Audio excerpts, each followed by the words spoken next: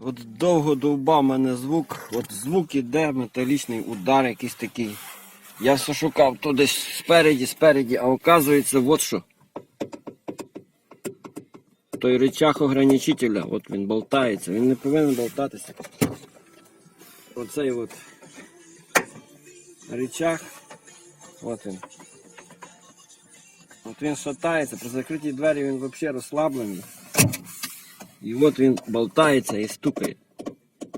Я думаю, що ж це, блядь, стукає? Так, він ходить вверх-вниз, взагалі болтається. Будемо пробувати, якось я не знаю, як його зняти. Ця біда, тут залізти тупо нереально. Як хуй його знає, як його зняти. Оце от болт зірваний. Не знаю, щось буду робити. Коротше, розкліпав я ту штуку. Трошки її підняв вверх.